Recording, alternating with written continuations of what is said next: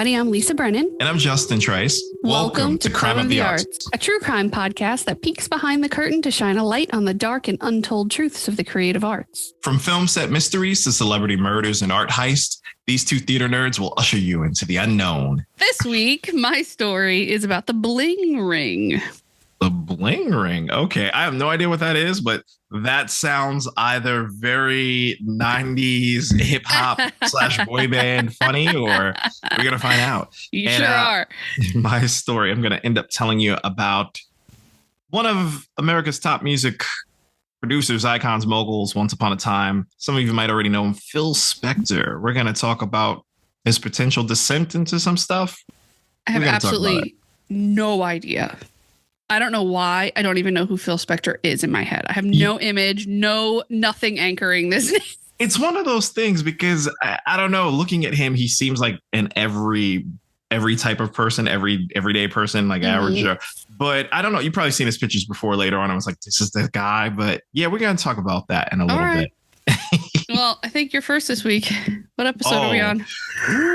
It's funny. We're like beyond episode numbers because we always. I know we're just for all those out of of you whack now. listening and watching, and we always record. A lot of times we're recording a bulk, so it's like we're releasing this and it's all new to you guys. But we're like, I don't know, the numbers blur. It's one thing for us. Yeah, I'm like, where am I? Let's take a look at that right now.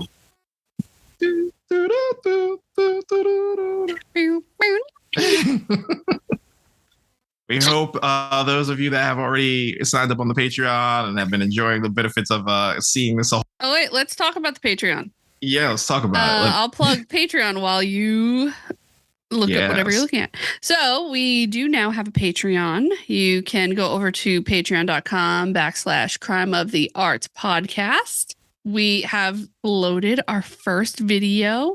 There's going to be another video coming out. And every week we're going to record and put that video up of us recording on the Patreon. Shout out to our only patron, Aunt Carrie, a.k.a. Woo! the lady with the caution tape. Yes, Carrie. You're the best. You're the best. a.k.a. the Auntie Granty. Yeah, I mean, check us out. We have some cool merch coming out. We have some stickers. We got some things. So go on and give us a listen. Give us a watch. We got a lot of stuff. Every day that the episode is dropped on your hearing sets, you can watch it on the Patreon. So every Wednesday, both will be dropped and available to you. And you can choose however you would like to consume it. Yep. You could choose to listen, to our usual explicit content conversation, or you can actually watch it all uncut and see our expressions and you get our eyes pop out of our heads. There's a lot less censoring and editing in the video. Pretty much there's no editing. You get us 100%. So you may have a little bit more content too in the video.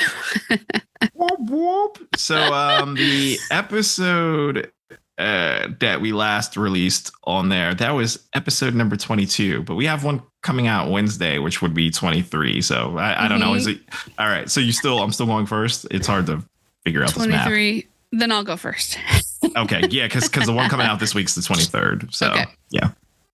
So my story today is about a California-based crime group consisting of 7 teenagers and adults known as the Bling Ring. You've never heard of this? Oh, no, I've never heard of this, but this is already sounding like, I don't know, like a fucking boy band group from the 90s. I don't. You're way off base. So, okay. An infamous friend group targeted residencies of Hollywood and Calabasas, totaling dozens of break-ins and raking in over $3 million in stolen cash and personal items from A-listers. I think that the A-listers is debatable, but we'll get there. Okay. There's a documentary series on Netflix about this that interviews the actual people who were a part of this real-life scenario. And there is a Sofia Coppola made a movie about this group, and Emma Watson is the lead ringleader, quote unquote. What was the name of this movie? I don't think I've seen it. I think it's called The Bling Ring. Okay, yeah, no, I definitely did not see this movie. I didn't know it until I watched the documentary because it looks like something I probably would have watched. I like her. So I'm going to stop touching my mic. Why is it doing this? I'm fine. Hold on, please. Hold, please. Up, it's the Phantom Wire. I thought I saw. Send me off. Okay. I'm trying to get to You're good. my mouse on my computer, and I'm having idiot difficulties. Not even technical difficulties. I'm just an idiot. Okay. Stop moving. Okay. So, who are the real deal players in the Bling Ring? It was a group, and they consisted of a bunch of rich kids for the most part. Their names are Rachel Lee, Nick Pergo, Courtney Ames, Alexis Nears, and Diana Tomeo.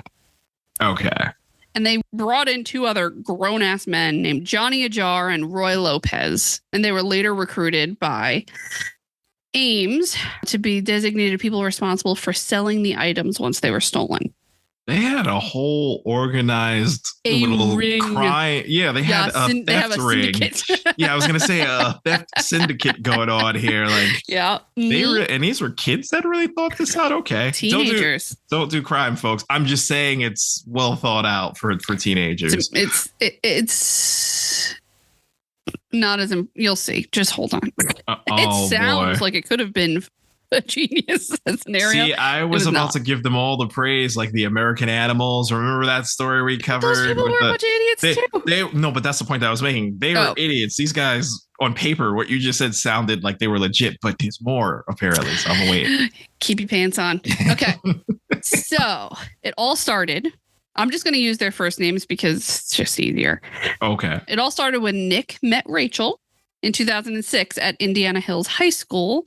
And that's where he had transferred after he'd been kicked out of Calabasas High School for excessive absences. Ooh. And they became an inseparable pair, in constant contact, texting, IMing, calling each other. And around this time, Nick had become estranged from his parents, but he found kinship in Rachel because she was also not getting along with her mother and her stepfather. Of course. And I mean, these are rich kids in Hollywood. You know, they have a lot to complain about for first world problems.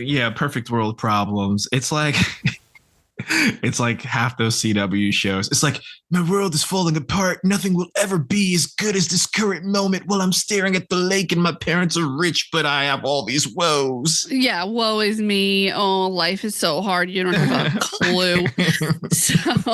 So throughout the 10th grade, which, how old are you in 10th grade? Like 15? If that, yeah. I was like 13, 14, yeah. So they were a bunch of carefree kids, smoking pot, hanging out at the beach, going to parties, playing beer pong. And that sounds a lot like my high school experience. But that summer, things started to change. So Rachel proposed that they rob a house of a boy in Woodland Hills who Nick knew would be out of town. Seems like a strange jump from like beer pong.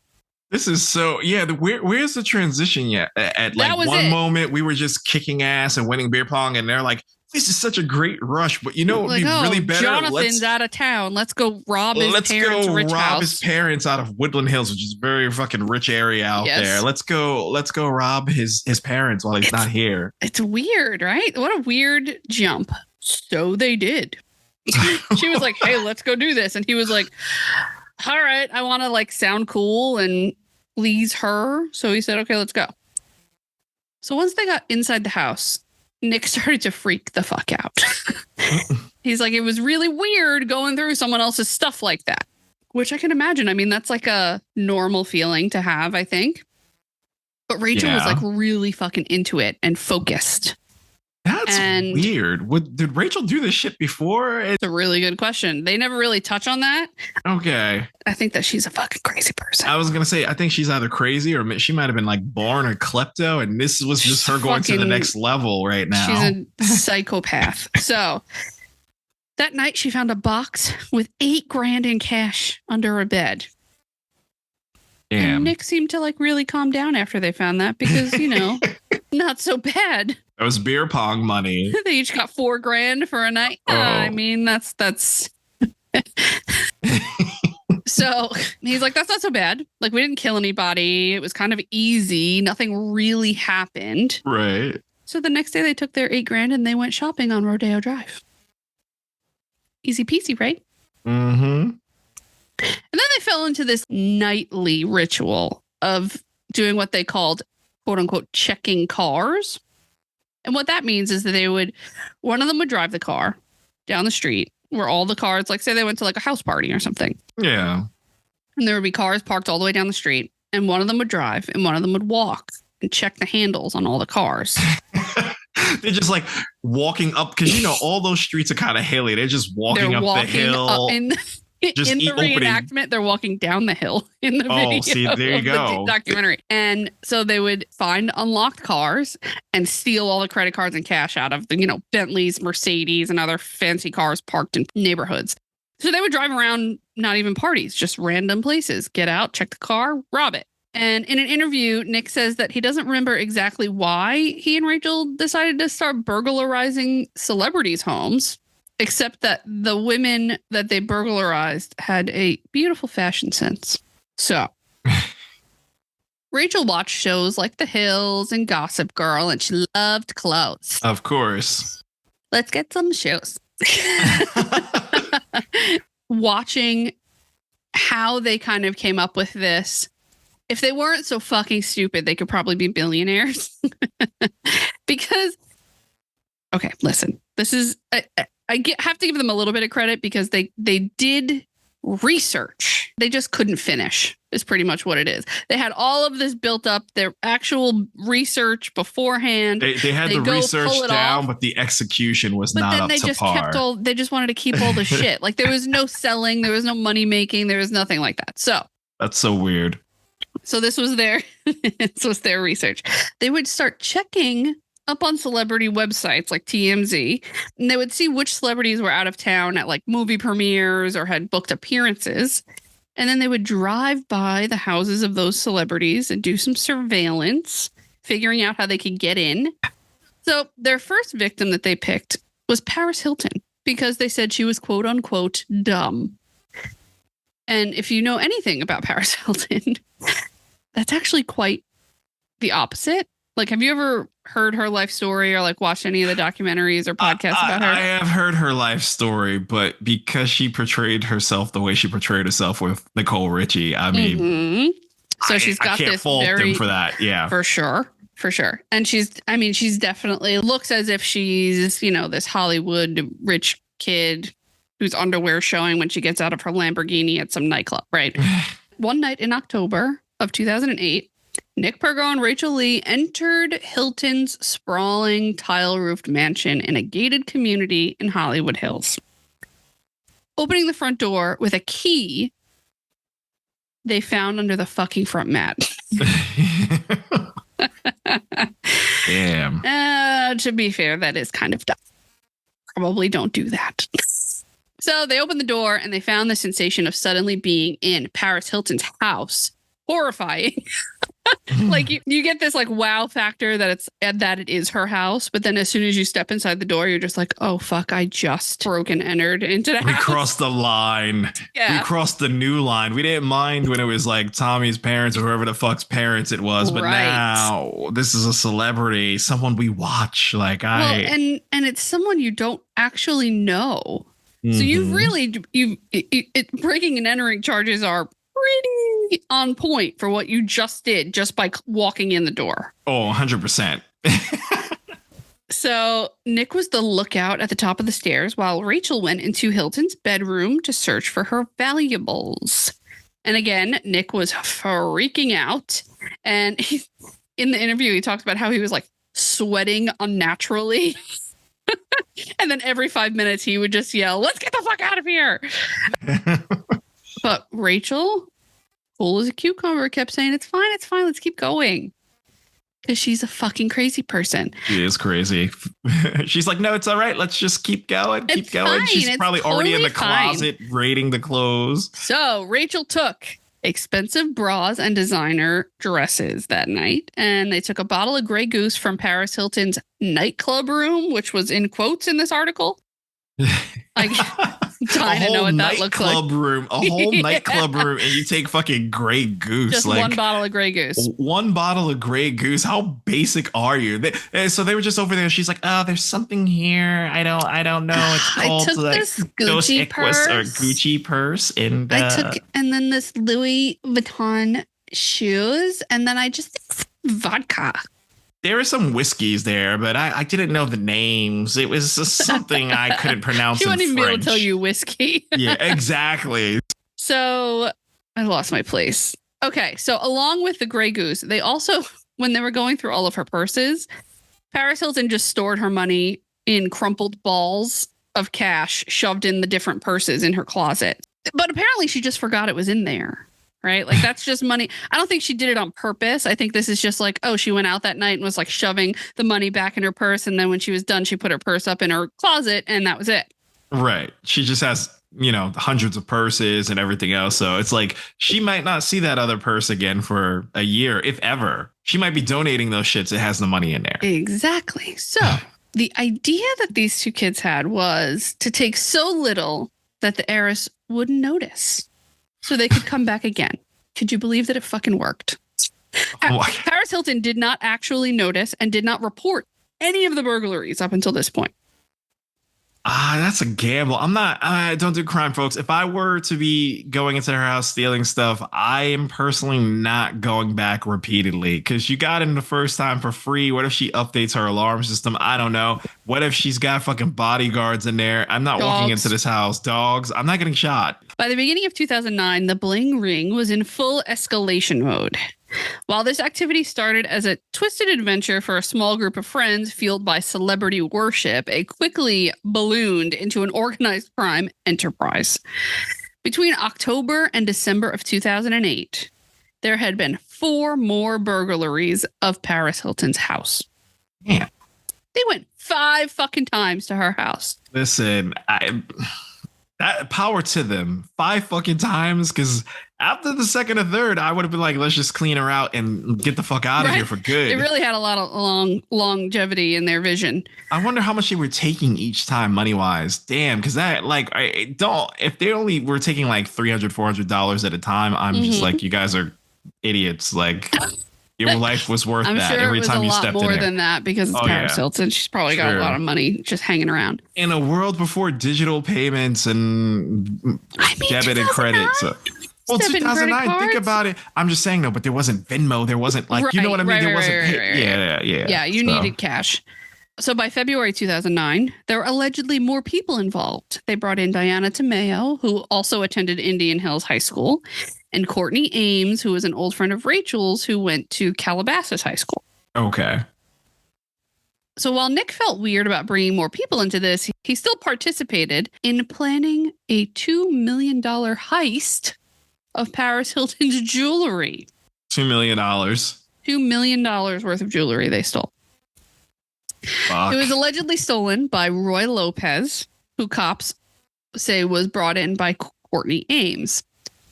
And she and Roy had worked together at a Sagebrush Cantina, which is a bar and restaurant in Calabasas. So the designer goods that all these kids accumulated, they started to just wear around the valley and to Hollywood clubs. Oh, boy.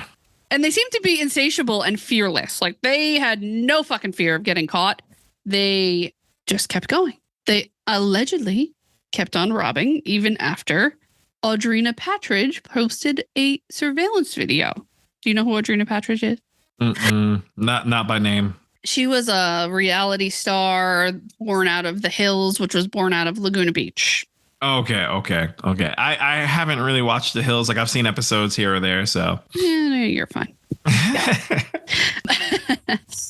And the video was believed to be of Rachel and Nick. And she put it up on our website in February.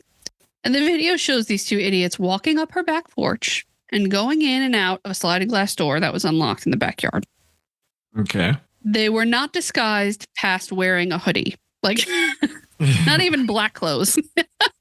I don't know what they were thinking. It was totally ridiculous. They really thought they were untouchable, apparently. Yeah. Yep. Audrina had hoped that someone would come forward with the identity of the thieves, but miraculously, no one did. Even though the video was picked up by TMZ and ran on LA local news stations, no one was like, hey, I know who that is. We're not touching that. But Nick was watching and he saw himself and Rachel on the surveillance video on TMZ and the news, and he just broke down. But again, Rachel was like, it's fine. It's okay. Because she's a psychopath. And according to the LAPD report, the Bling ring collectively burglarized Rachel Bilson. You know who that is, right? Oh, yeah. Yeah, no, I know who Rachel Bilson is. A full 6 times in April and May, taking nearly $130,000 in property. So much stuff like clothing, jewelry, makeup, handbags. And they tried to unload some of it on the boardwalk at Venice Beach, scoring a few $1,000s. Wow. Okay. Damn. They were like, we got to get rid of all of this shit right now. Mm-hmm. They're on to us. And publicly going out there towards the beach to sell it. That's a bold move. Bold fucking move. Bold? I think it's stupid as fuck. But listen, I'm just saying they really did walk around like they don't give a fuck. So well, and to be honest, like I don't think I'm giving anything away at this point. That was like the extent of what they did to move anything after the fact. Like they were not sophisticated enough to have any kind of system to offload or make any cash on this stuff. They mostly robbed these celebrities because they wanted their clothes to wear. Right. Because they thought that those celebrities were fashion icons and cool. Like that's what this was all born out of. So the ring targeted Orlando Bloom's home in July of 2009 because Rachel wanted the lingerie of Bloom's then live-in girlfriend and later ex-wife, Victoria's Secret model Miranda Kerr. Okay. So far, none of these people are A-list to me. No disrespect. That's what I'm saying. I mean, Rachel Bilson's nowhere near close. Orlando Bloom, I guess because it's 2009, people are still reeling off of Lord of the Rings. I don't even know if he was A-list Lord of the Rings? What happened to Pirates of the Caribbean? Oh, yes, that too. Yeah, and Troy. Pirates of the Caribbean. All right. I don't know that anyone gives a shit about Miranda Kerr, but yeah. So they knew Orlando Bloom was in New York shooting a movie, and this time they brought a full crew with them. Okay. They just open up this van door. It's probably Seriously, like 12 of them. It's like fucking Scooby-Doo's van. Nick, Alexis, Rachel, and Diana got out of Rachel's white Audi A4, and the 4 kids walked up a hill backwards to Orlando Bloom's residence. So they had enough foresight to do it backwards so that the cameras, if there were any, wouldn't catch their faces. Mm-hmm. So who's added to this crew, right? You have Nick and Rachel are the 2 that have been burglarizing for months. Diana was brought in later. She was one of the 2 that they added in the second round of adding people.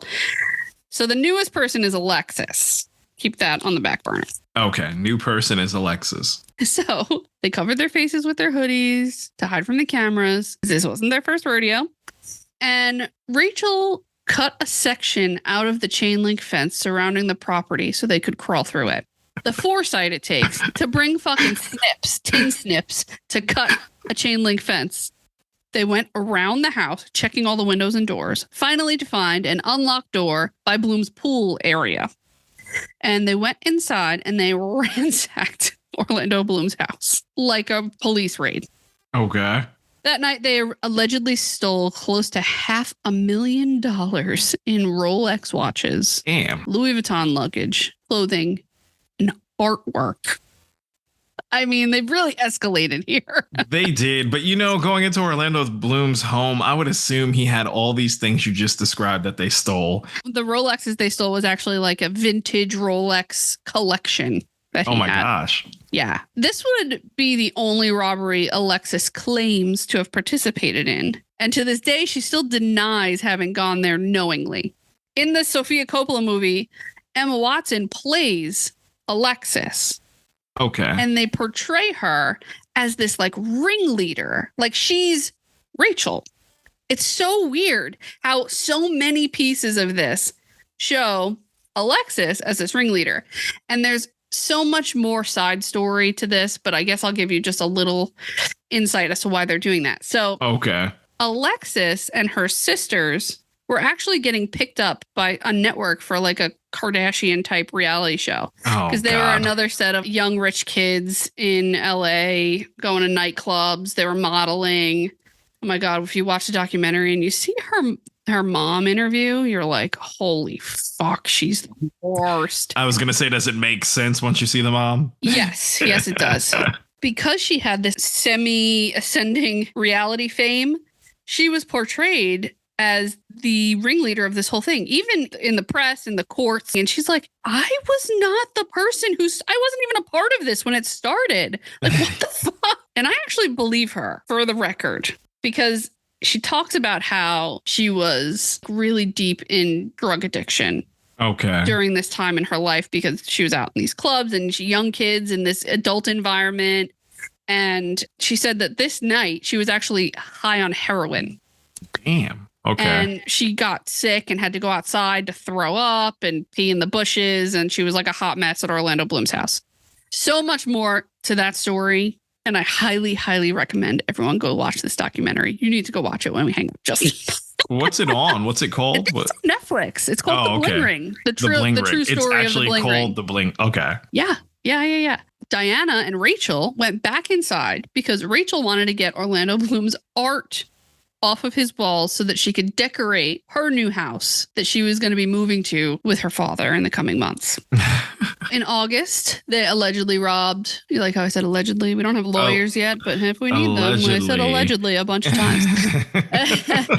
We covered ourselves, yeah. They allegedly robbed Brian Austin Green's home because Rachel liked the clothes of his wife at the time, Megan Fox. Oh my gosh. And this is just a side note, but I have such a crush on Megan Fox. Megan Fox is she's gorgeous. She's gorgeous. I'm like semi-obsessed with Machine Gun Kelly and Megan Fox right now. They keep talking about. Are you? Yeah, I'm not obsessed with them together, but I mean, yeah, Megan Fox is Megan Fox. I feel like she's more beautiful now than ever. Like, and she's like a mom of three and all this other stuff. But yeah, she's great. I recently started listening to Machine Gun Kelly when he started putting out music that like emo Lisa would have loved. Oh yes, when Eminem, knocked him into a whole other genre. Yes, I remember. Yeah. You try to battle Eminem, and all of a sudden now you're doing punk emo rock. Okay, yeah, but that's okay. He does a decent job at it. He does it good. He's got Travis Barker, so like you really can't go wrong. Anyway, so Rachel wanted Megan Fox's clothes, which I fucking get because she's gorgeous and her clothes are gorgeous. And while they were there, the group also found and took with them Brian Austin Green's Sig Sauer 380 semi-automatic handgun. That's fucking terrifying. What the fuck? See, now you take it to the next level. I mean, everything you've been doing is so fucked firearms. Up. But now we're stealing firearms, which is probably more trackable than his fucking shit. Everything else. Than Megan Fox's fucking underwear? Sure, yes. After the robbery, Nick sold most of Orlando Bloom's Rolexes and the gun that they stole from Brian Austin Green's house to an ex-con and club promoter that they met on their nights out with Alexis and her sisters, to a guy named Johnny Ajar. And his AKA is Johnny Dangerous. Ooh, Johnny Dangerous. That's what he referred to himself as. They Lord. Like in real life, they AKA'd him Johnny Dangerous. I just got to backtrack for a second because now we're stealing firearms, and now you're first off, and no disrespect, because I'm a Brian Austin Green fan. I get why that gun might have sold quite well back then, because he was on Sarah Connor Chronicles on Fox with Lena Headey. Y'all know her as Queen Cersei from Game of Thrones, but that was a very underrated sci-fi show that just, yeah. Do you think that they stole it because it was his? I feel like they just stole it because it was there. Oh, I thought they might have stole it because of his, because at the time he played a very like iconic character in the Terminator franchise. I figured they were like, we could just pop this shit off, like. But you sold it to a dude named Johnny Dangerous. And I'm just going to keep saying it like that because in my head, it sounds like something out of Tombstone. Like Johnny, instead of Johnny Ringo, it's Johnny Dangerous. So. Okay, hold on while I try not to murder my mom, because my mom is like group texting us pictures of an alligator farm or some shit. Oh, that's great. That's great. Keep that in here. My mom is obsessed with alligators, and she lives in Florida, which I guess is the right place to be. But she goes to they go camping, and she'll go to alligator experiences. How many times do you need to see alligators? I really don't know. They all do the exact same thing. The numbness will probably wear off in another few years, even though she's been out there for a few years. I know, but See a new gator every day. Oh, I don't know. Angela. She'll call me and be like, there's an alligator in my yard. And she'll like go over there with the camera and she'll show me. It's not going away. This is for life. So they sold all the shit to Johnny Dangerous, right? Yeah. And it's all sort of like starting to catch up with them. They're becoming increasingly nervous about the activities. And in late July, Rachel Lee moved to Vegas to live with her father like she had planned. That's why she stole the art, because she wasn't getting along with her mom and her stepdad, blah, blah, blah. Nick actually helped her move and drove through the desert with her car full of all the shit that they had stolen. Wow. Okay. Across state lines. But she couldn't resist pulling off one more heist. That's how they get you. She had to go after her big fish, her Moby Dick, her idol, Lindsay Lohan. Oh my goodness. This was like Lindsay Lohan on her fucking implosion too. Like, This is the thing. Why get so greedy? You guys have already almost been caught. Why do we have to go for one more whale? Right. You're already on film somewhere, but this girl, Rachel's a fucking psycho. She's just a psychopath. So she wanted to be just like Lindsay Lohan, and she felt like that was the pivotal person that she needed stuff from. That's what this whole thing is fascinating to me about. It's like they don't even want to sell it. They just want to have it. They just want to have it. Yeah. It's like a trophy for them. Right. She returned to LA, and on a night in August, Nick, Rachel, and Diana allegedly burglarized Lindsay Lohan's Spanish-style home in the Hollywood Hills for close to $130,000 worth of clothes and jewelry. Okay. Seems to be like a pivotal number for them. They only, what is that, like just what their arms can hold, $130,000? I'm trying to fathom it. It's what their arms could hold, maybe what they could just keep throwing in her little Audi. I don't know. Or it'd be pretty funny if literally it's like 6 outfits. They're just like famous dresses she wore at an awards or something. Within 3 days of that robbery, the LAPD, with Lindsay Lohan's permission, released surveillance video from Lohan's home to TMZ. So now there's 2 videos circulating, Lohan's and Patridge's, of these 2 idiots and this third wheel stealing or breaking in. And it's making it all but plain to see that they had captured images of the same exact people and that there was a connection between all of these Hollywood Hills burglaries. Right. The tips started to pour in as the thieves' identities were unveiled. Oh. And the police had already had some information they were moving on, that someone overheard Rachel and Nick bragging about their exploits at a party. Because they're idiots, of course. I'm rolling my eyes for all the people not on the Patreon. Yeah, because they're idiots. And then the cops used Facebook to connect the dots between Rachel and Nick being friends, quote unquote, on there. Facebook will get you every time. We put so much of our lives on there. Alexis, the one who was at Orlando Bloom's, who was all heroined out, she actually called the cops and told them Rachel and Nick were the ones responsible for the Lohan burglary. Ooh. Because she saw the video on TV and she did the call anonymously. And Nick's face had been captured on the surveillance. And that is what tipped her off that was definitely them in the video. Nick was arrested and he initially denied having had anything to do with these burglaries. But he said the anxiety of it all was preventing him from being able to eat, sleep, and breathe normally, and he claims it's what made him lose his hair. Okay, sure. Oh, okay, yeah. This motherfucker sang like a canary. So much so that he confessed to the police without getting a plea deal, and then he went on to tell them about crimes that they didn't even know had been committed. Wow. You did all of that. You did all of that snitching for free. You know, we covered snitching Tim Allen. For free and then like oversharing the shit out of it. Oversharing out of all the stories we covered, we have talked about some snitches and the type of deals and things they got out of it. Don't do crime, folks, but at least they had the common notion of, hey, I'm going to snitch. I can get something out of it. He's over here like, my guilt, my hair, all unbearable. I'm just going to tell you all this shit. And then they're going to be like, thanks. Well, you're going to jail.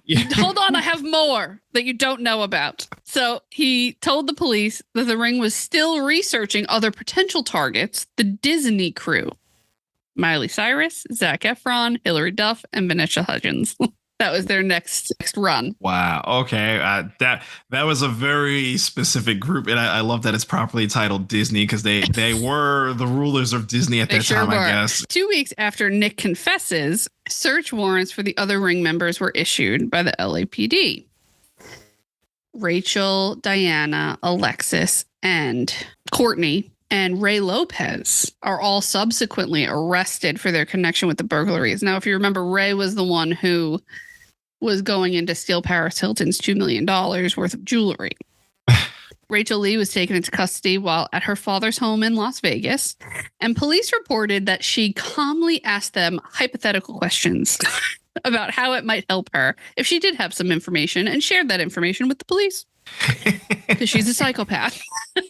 I just have this image in my head of that person. It's just like, well, since you're here, like, totally hear me out. What if I were to have, or maybe a person would have information on said crime? Would maybe said person, I don't know, get off in like a couple years, maybe? Yeah, like if I told you like things like where, you know, like Louis Vuittons were, and say like I knew where they were, would you be able to like cut me a deal?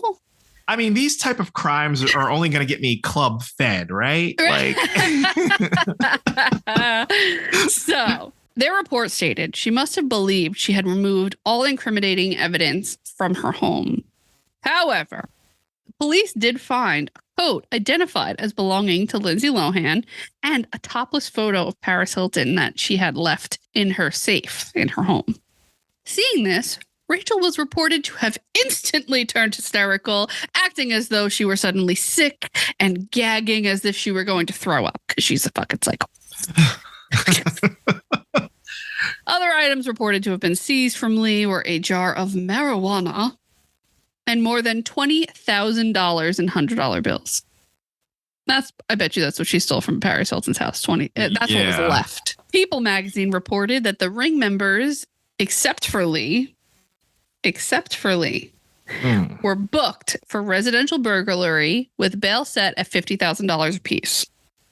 Simultaneously, Rachel Lee was held for possession of stolen property with bail set at $3,000. That was it. Could you fucking believe it? Only $3,000. Interesting.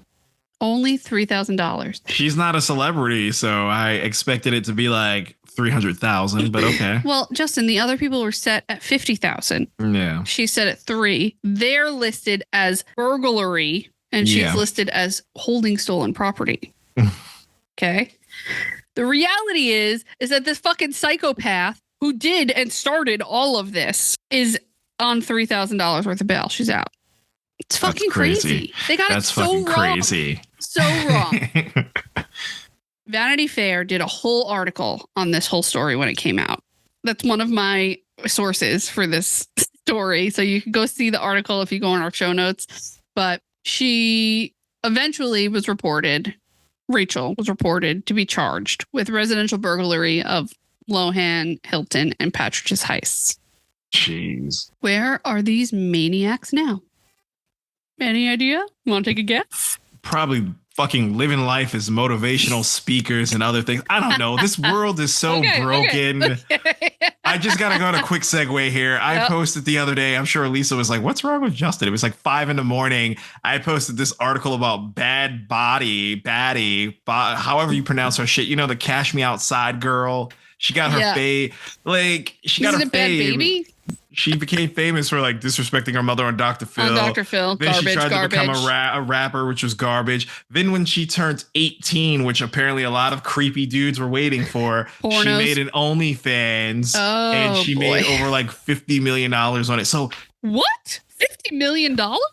Yeah, she made over $50 million on OnlyFans. Shit. And then on top of that, now she's invited to public speak everywhere. And Oxford University, a very prestigious fucking school, invited her to be the speaker. I watched the speech, standing ovation from the classmates, and it's literally her just talking about I claimed my life, I did my things, and I did my OnlyFans and made my money, and now I'm doing this here, and blah blah blah blah. You can chase your dreams too, and yeah, it makes me sick. Chase your dreams. I cannot. Did you ever, speaking of OnlyFans, did you ever? I'm fascinated by the way people make money on OnlyFans. So you got Bad Baby over here making $50 million, probably doing some like creepy sexual shit.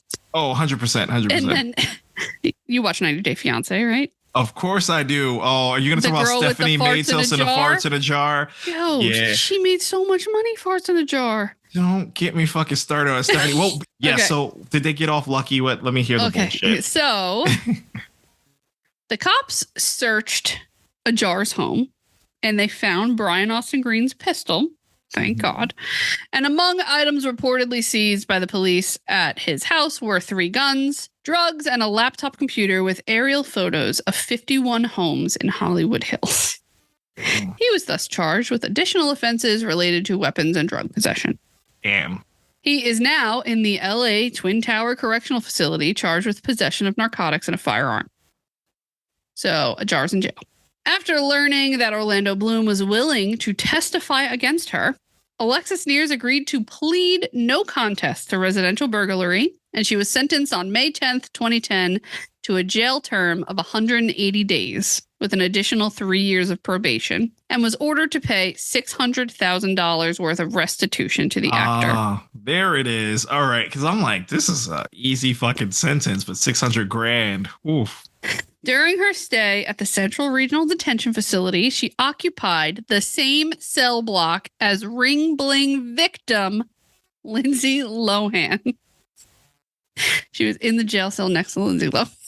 That's fucking awkward. But she says that they never even spoke to each other. And what are you going to even fucking say? Out of the 180 days, after serving 30 days of her sentence, she was released. 30. Mm-hmm.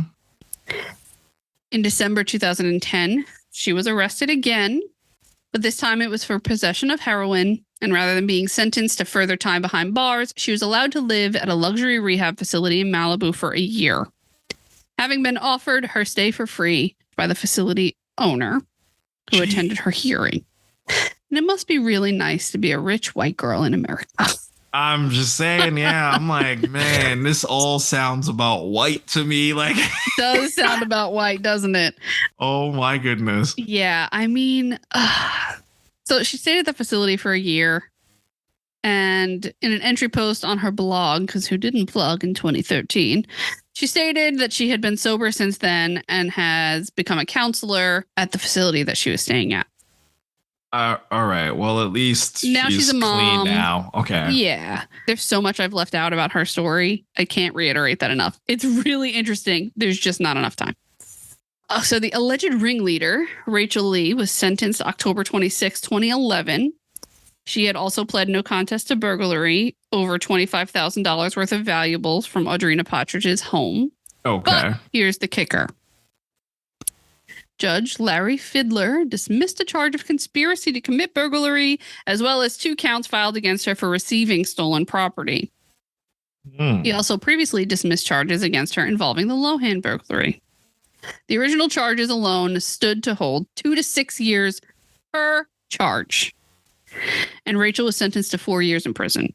Ugh. In March 2003, after serving 1 year and 4 months, she was released on parole, and honestly, I don't know how the cards fell like this for her. It's fucking bananas. They always do, though. They always do. On October 9th, 2012, after pleading no contest to having burglarized Lindsay Lohan's house, Diana Tomeo was sentenced to 3 years of probation as well as 60 days of community service.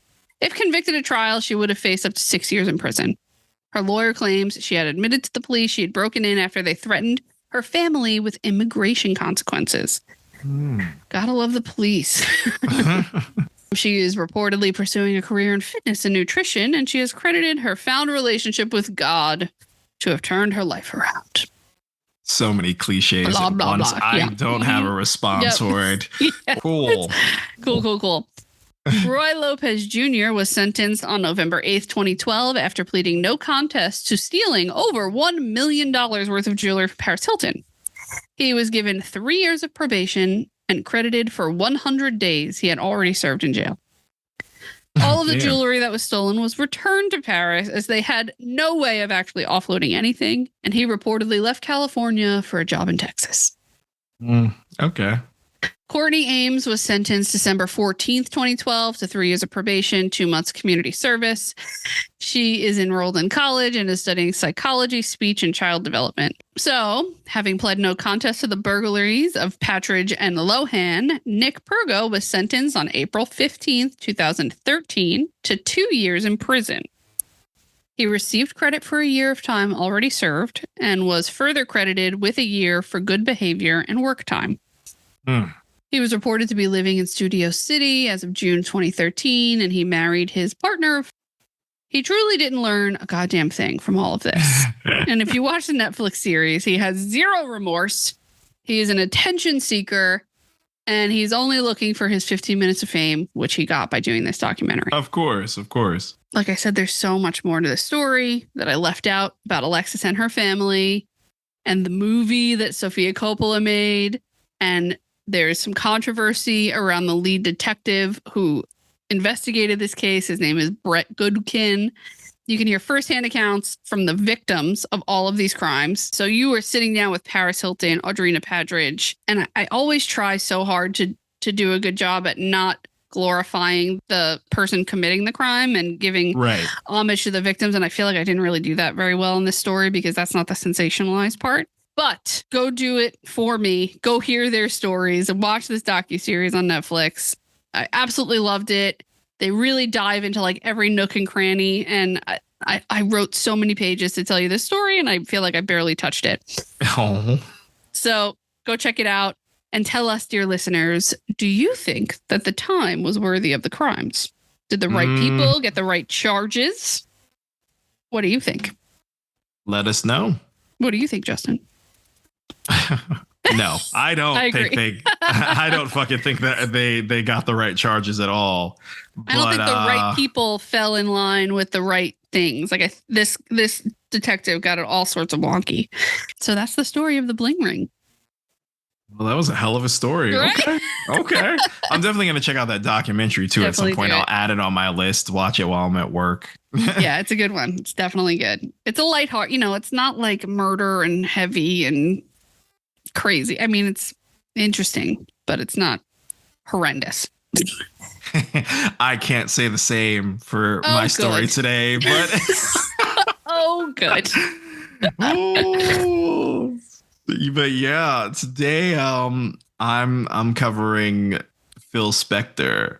For those of you who don't know who Phil Spector is, and I swear, Lisa, if you see photos, don't look up photos because it's probably gonna reveal some shit. But you'll know later when we get to it. You can look at photos. But Phil Spector was an American songwriter, and he's a record producer that was best known for his work as a producer in the 60s. He was a big entrepreneur, record labels, all this.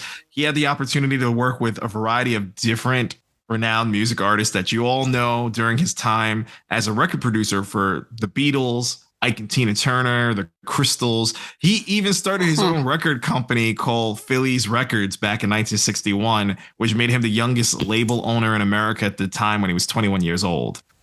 So like he's legit. Okay. We're going to talk about his potential descent, if there is such a thing. I'll let you decide.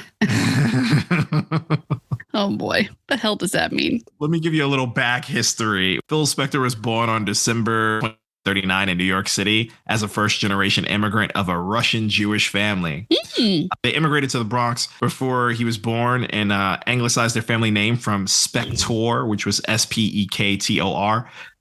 They changed it with a K. They removed the K to create Spector, Spector. Americanized. Yeah, they Americanized it. His father, unfortunately, committed suicide in April of 1949 when Spector was only 9 years old.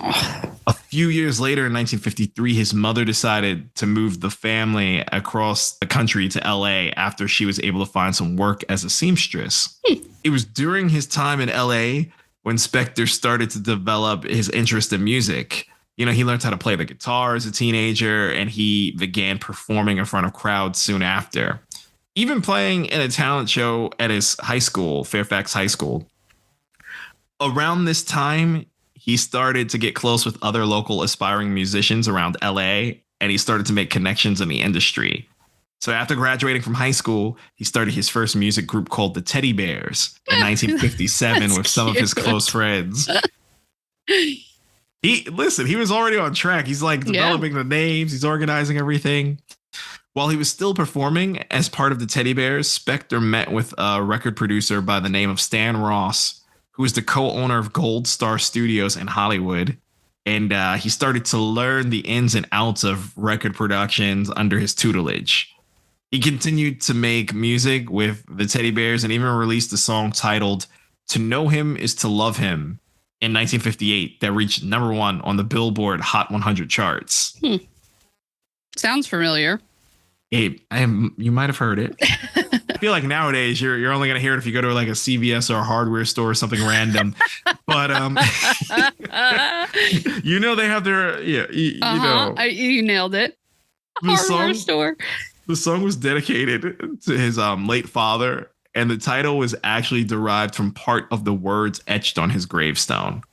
So his time with the group clearly did not last much longer, as they decided to disband following the year in 1959 as he started, continuing his own solo thing. Before the group was broken up, Spector had met a former promoter called Lester Sill while recording an album with the Teddy Bears, and they formed his record label Phillies Records together just a few years after he parted ways with his group in 1961. The label itself was able to find success right from the start with the artists they signed, as many of them were able to release singles that were able to chart well on the Billboard Hot 100. So in 1962, Phil Spector bought out Sill's share of the record label to make him the sole owner of Phillies Records and the youngest record label owner in American history at the time, when he was just 21 years old. Damn. Yeah. This is fucking crazy. This guy he's been working his whole life. Exactly. He's literally been working his whole life. He's forming band in high school and shit. He's doing all these other things. He was already promoting and getting the label. His final signing at Phillies Record was Ike and Tina Turner, who he signed in April of 1966. No big deal. Yeah, no big deal. No big deal. He signed them in April of 1966 before he decided to dissolve that label in 1967 due to the loss of enthusiasm for the recording industry. So this guy, literally working from forever, decides to get into music. He learned the ways from one producer. He's like, I'm going to build a record label. And then he's just like, this doesn't amuse me anymore. Right, that's what I was going to say. This is his own loss of interest, that he was just like, meh, I'm not doing this anymore. That was okay. Straight up, he was like, I'm done with the recording industry. I'm done. So after that, for some time, Spector stayed away from the limelight before he was invited to go to London by the new manager of the Beatles at the time, who was Alan Klein, to piece together their recording sessions and turn it into their final album together, which was Let It Be. The album itself was released a month after the Beatles had broken up, and it ended up chopping the charts. For those of you who don't know, in both the US and UK, for the remainder of the decade, Phil Spector started to become more reclusive because of a nearly fatal car accident he suffered in 1974, where he flew out of the windshield of his car. Oh, God. And I mean, to put this in perspective, people, for our younger listeners, I mean, all these cars now are high level durable plastic. I mean, in the 70s, these were just pure Tanks. Steel. These were death machines. So if you got in a car crash back then, your chances are you're not surviving it. And he fucking flew off the windshields. That's nightmare inducing. Yeah. The windshield. The impact of that alone can kill you. No doubt. Yeah. That happened. That's what made him kind of reclusive. And even after his accident, he continued to work in music production behind the scenes prior to becoming relatively inactive through the 80s, 90s, early 2000s, right before we get into the meat of the story. How old was he? By the 2000s? Yeah. I mean, he was a very old gentleman. He was 60. Yeah, because again, he was born What did I say? 1939. So he was Okay. up there. Yeah. Okay. Yeah, everything probably hurt too, I imagine. Oh yeah, everything Full body probably hurt. When he got into the accident in 74, I mean, he was already in his late 30s, early 40s. Yeah, So yeah, everything hurts for me now. I don't know about you, buddy, but yeah. that's when things start really falling off. So So yeah, picture getting into that late 30s, early 40s, and then yeah, as that's we why go he through the stopped doing decades, it's everything. getting worse. Yeah. Everything hurts. Oh my gosh. Well, Horrible. here we go, folks. Oh boy. Okay, so he's 60 something years old in the 2000s, right? That's where we're at. The incident that I'm going to go to is 2003. So Okay. yeah, I'm just doing math now. Well, you knock yourself out. I don't math. So to paint a picture, I'm going to go into 2003. The man was already 64 years old. Okay. Do I not want this picture? It's up to you. Okay. During the early morning hours of February 3rd, 2003, Spector met with Lana Clarkson at the House of Blues in LA, where she was working as a hostess at the time. They left together in Spector's limousine and went to his mansion. And I'm going to butcher the fuck out of this. They went to his mansion in Alhambra, California, where his driver waited in the car. Around an hour after they had arrived at Spector's residence, the driver heard a gunshot coming from the house, and Spector exited the home through the back door with a gun in his hand. At his own house. His own house. Okay. His own house, folks. This was not her house. It was his own house. When the authorities arrived on the scene, they found Clarkson's body slumped over in a chair with a gunshot wound in her mouth and several of her teeth scattered all over the carpet. Oh, God, that's a horrible detail. Very horrible detail. Oh. Okay. When questioned about the incident by Esquire magazine, Spector stated that her death was an accidental suicide and that she had kissed the gun before it had gone off. Even though he was previously quoted in affidavits saying that he had shot her. This was made known when his driver...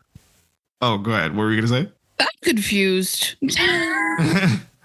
There's so many versions of this story already in the first 2 seconds. Mm-hmm. So, first of all, she was pretty young, probably, I'm guessing, right? If she was working at a bar in LA. Yeah, she was much younger than him. Mm-hmm. He was probably double her age. Dad. Yeah. And then she kissed a gun and it accidentally went off. That's what he was alleging in one take. Affidavit, is it illegal? Like a police affidavit? Correct. He says he shot her. He's saying that he shot her. All right, I'm tracking. This was made known when his driver, Adriana D'Souza, made the initial 911 call to report the incident. Is his driver a female? No, his driver's a male, Adriano. That all became known when he made the initial 911 call to report the incident and asked the authorities to come to the home. So he had told Spector told D'Souza before they arrived that he thought he had killed her, but changed his statement saying that it was an accident. It was an accident. However, they were unable to find any forensics evidence that showed his fingerprints on the gun. Okay. Is it his gun? Does he own the gun? We're going to get there. Because that makes no sense. If it's his gun, then there should be something on there. Right. Okay, I'll just shut up. Go ahead. All my true crime knowledge is ringing off in this bullshit story he's got. Oh yeah, the bullshit detector is like the little needles breaking out of the device, mind you. So as Lisa pointed out, like, is it his gun? Is it not his gun? It's kind of fucking weird. Is he not sure? I'm gonna just throw out there that this was not the first incident that occurred where Spector was known to have pulled a gun on a woman. Cute. You know, when this was all getting ready to potentially go to trial, because they, 1 minute he's saying he didn't kill her, the next he's admitting he killed her. So this was going to go on a huge trial, which it did. According to the findings of the prosecution team when they were doing all the research to get this motherfucker, there were at least 4 other incidents where Spector was known to have pulled out a gun on different women when becoming enraged. 4. Why is no one taking this man's gun away? 4? 4, I say. 4, I say. 4 fucking incidents, okay? Okay. Yeah, sure, I'm sure. There's more And than 4, I'm sure. and 4 dude, told. clearly he's got some weird fucking gun fetish. I don't know. He says when he gets enraged, but I don't really know. I think this is part Got of some his weird. LDE. The Yeah, LDE is really showing. Yeah, he's got some weird gun kink. Anywho, I don't. I don't know. But in each of those incidents, the one common denominator that they started to find out is Spector had been drinking at the time, and he would become aggravated when the woman declined his advances toward them. I mean, that's little dick energy if I ever heard it. Oh yeah, definitely. And like, oh God, being a woman is so hard. I just have to say, like, No, I those hear entire you. scenarios of men come on to you in any way, in a bar, in any kind of scenario, especially if you're like one-on-one with a stranger in their home, it's very dangerous. But as a woman, you're like, how do I approach this with this person? Like, what is my gut? Can I tell them to go fucking kick rocks? Or do I have to play nice for fear of how they react? You know? Right, there might be a violent reaction, which is fucked up that you even have to consider you're like, no, that. listen, I'm not interested. And they're like, well, you're a bitch. Yeah. Right? That's what you get. So it's like this, it's fucking hard, man, to know what the right thing to do is to protect yourself. And it's messed up. Like if you have a daughter, you need to teach her these are the ways of the world. You know, some girls figure it out as they go through experiences, but sometimes, you know, the better thing to do is to equip them with these skills. But yeah, man. So I'm off my soapbox now. It's fucked up. No. Again, you know, I can't say because obviously I'm a man, but like I've seen it firsthand with like so many girls and shit that we've been known. There, I'm sure. Yeah. Like I get it, and I just trying to piece all of it together. So he probably went to the fucking restaurant. For all I know, he could have been a local there. She could have been like, oh, old Phil, ha ha ha, and then he invited her to the house for something potentially that he displayed as maybe platonic. She could gain something from maybe making music. And then from there, he made an advance probably. She said no. His ego was crushed. He did what he did, allegedly. Male ego is very fragile. But it's wild. Like the prosecution team stated that he allegedly done this to the other 4 people within their research to keep the women from walking out on him. So, you know, when the prosecution team developed all of this information and was getting ready to go to court, this was like a nationwide trial that was going down. And when again, on trial, he kept stating he did not shoot her. He stuck with the story of the accident and all these things. They were like, surprise, motherfucker. We know 4 other victims. This is what's potentially going down. Even then, once they hit him with all of that, his defense team was going all out trying to prevent the other women from coming forward and sharing their testimony in court. Of course. But the judge actually, because like they found the women, they found a few of the women. Well, and you got to find the women to be willing to step forward, right? I could just have to say, it makes me so mad because every story we tell, it's always about women coming forward with information. It's never like the men need to come forward. I agree. And it's fucked up. It's like this weird fucking double standard. It's horrible. It's so scary. But that's the thing. So Bill Spector's team, I guess, was trying to intimidate them not to come out or suppress it. Cute. Again. But the judge said, overruled sorry all about that. you. Yeah, he was like, sorry about it. I need to hear about this. The judge allowed the other women to speak because he deemed that their testimony was crucial in showing a recurring trend in Spector's behavior. Right. This isn't a one-time crime of passion. Exactly. This is his pattern. Exactly. This is a pattern. This is not an accident. You can't spin it that way. We have now found proof in a traced history that you are known to do shit like this. Yikes. So the judge allowed the other women that came forward to testify. And it's just sickening because it was all the same exact shit. I met him at this bar. I met him at this restaurant. I met him at an event. We go back to the house. We're just talking about, you know, music. We're talking about this and that, his famous production labels. And then he makes a move. I'm not interested. He pulls out a gun. You know, some of them didn't ultimately necessarily do anything with him beyond once the gun came out. But at least one person felt obviously like compelled to. Yeah. So that's horrible. once that was all there to connect the trend, and prove that this was not an accident, they had a lot to get this motherfucker. Although he was apprehended at first during the initial arrest, he was allowed to be free on $1 million bail before his trial even began on March 19, 2007. They allowed the court proceedings in the LA Superior Courts to be nationally televised, which I told you. Court TV, very famous in the 2000s. Before and during his trial, Spector went through the services of at least 3 different attorney teams, including Robert Shapiro, who was part of the defense team for O.J. Simpson. Yeah. The defense team focused their case on his claim that Clarkson's death was an accidental suicide instead of murder. So he went through 3 defense teams. And what does that tell you right there? These motherfuckers were like, every time they attempted to do something. No, you're fired. I don't want to do that. Yep, no, you're fired. I don't want to do that. I don't want to do that. Or every time his team thought they got somewhere, prosecution was already ahead of them and had trapped them and set them up. Right. So again, money though. $1 million bail. I'm sure he was able to do that. No problem. I'm sure. You had enough money to go through 3 legal teams. I'm sure you could do what you want. Mm-hmm.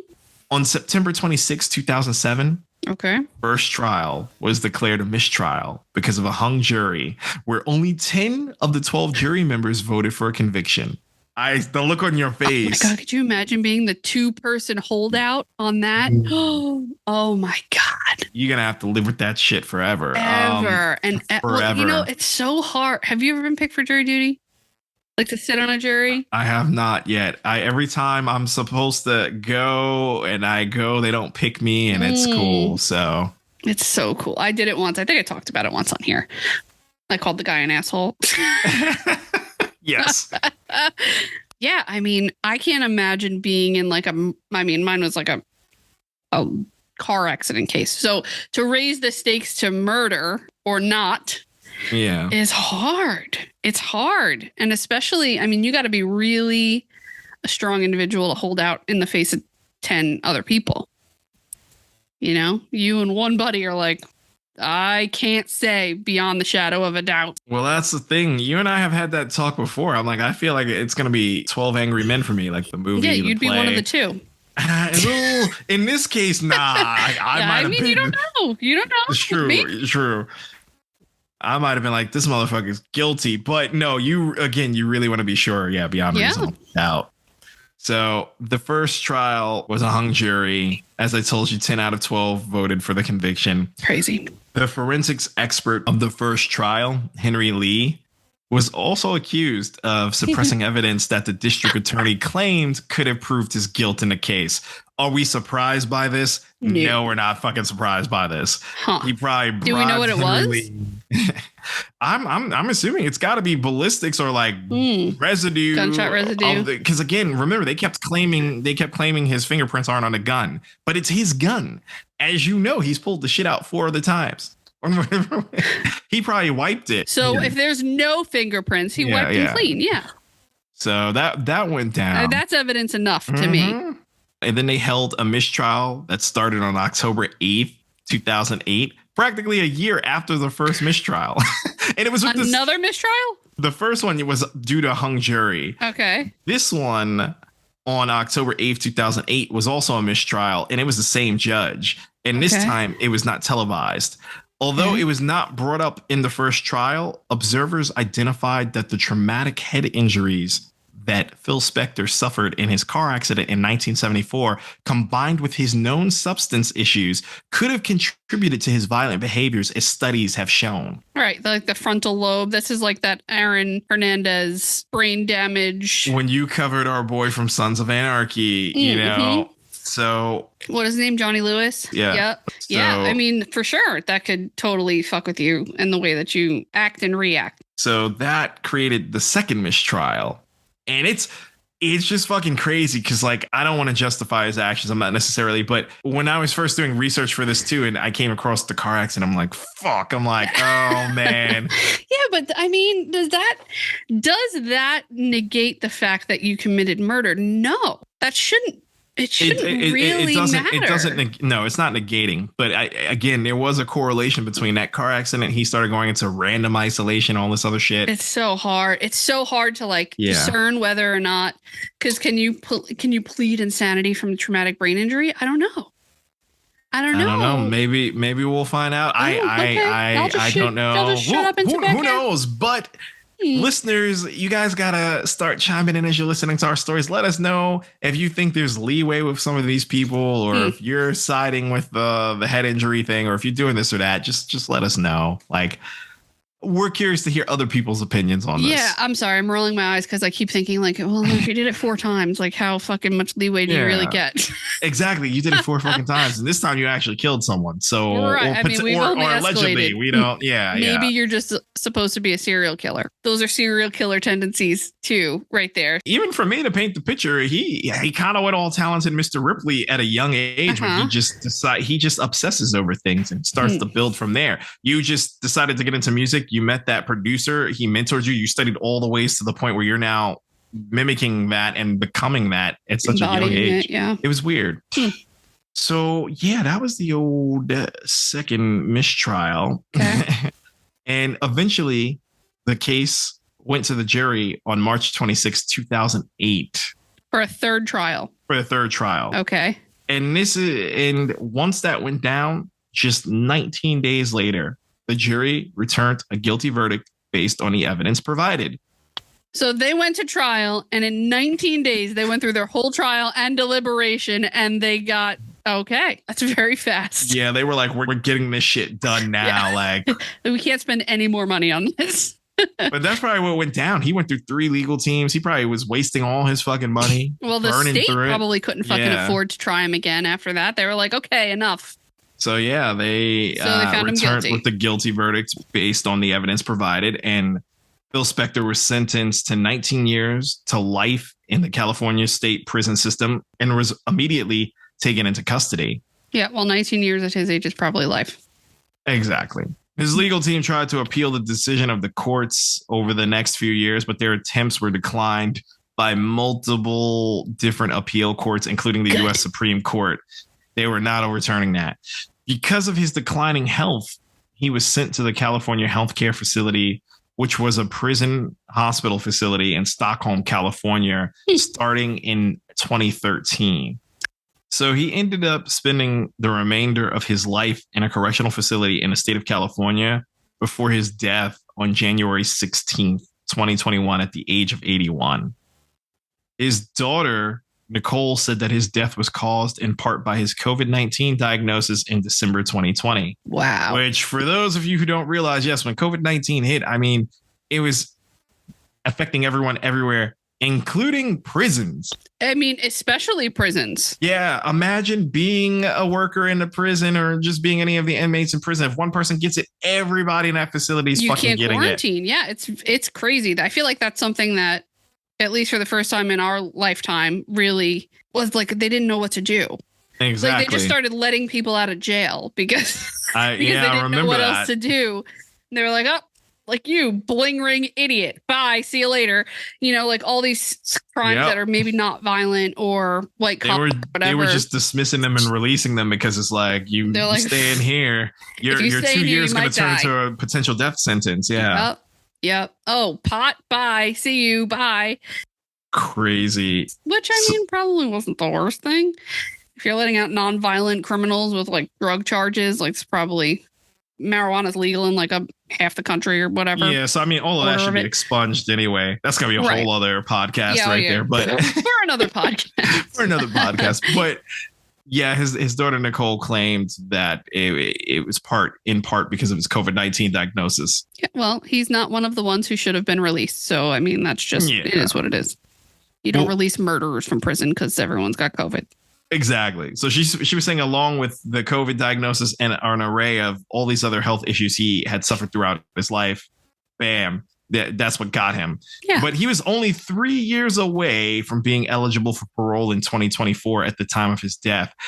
Despite his legacy in the music industry, I mean, it's tarnished. It's gone. He will forever be remembered for the murder incident that resulted in him spending the remainder of his life in prison. Like, that's That's it. Okay, now I got to look him up. Yeah, and I'm sure as soon as you try to search for him, it's going to show that infamous picture of him sitting in court. And I mean, yeah. Oh, look at him. He gives off very Curb Your Enthusiasm vibes. He's scary looking. Yeah. Let's see if we can get this to work. Oh, yeah. Oh, yeah. Sorry. Well, see, you got decent photos of him, but like, look at his trial photos. He's got. Oh, yeah. And I say those are decent, but yeah, this is what I'm saying. The whole talented Mr. Ripley thing. Yeah. See, look at that. What is this? It's like that's how he was walking in there. Yeah, that's fucking crazy. Ramen noodles on his hair. He looks like a ramen noodle chia pet. I just felt like if I ever met if Kramer from Seinfeld, if we were ever introduced to like his father, we met his mother on the show, but if we ever met his father, look at how big they made this. Yeah, that's wild.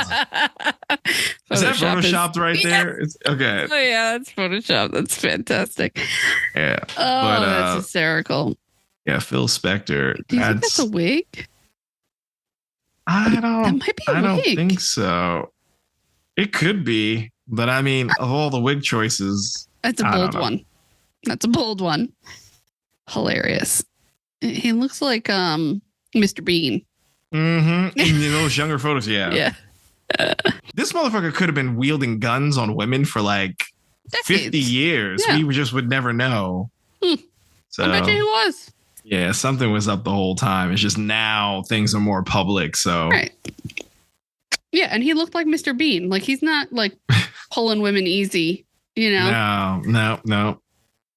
So yeah, he probably faced quite a bit of rejection that he didn't take well to and reacted the way that little men react. So they got him. I'm glad. For once, it's very rare in our stories we have where an ending that ends the way it should. Exactly.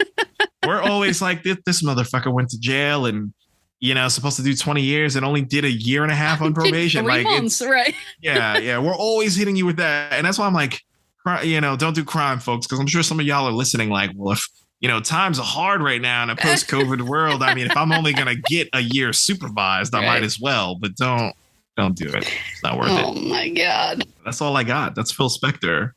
When you look back at the history of the creative arts, it takes a lot of darkness to create the light the arts bring to the world. Thanks for joining us this week. And if you enjoyed our conversation, please subscribe wherever you listen to podcasts and go over to Apple Podcasts to rate and review.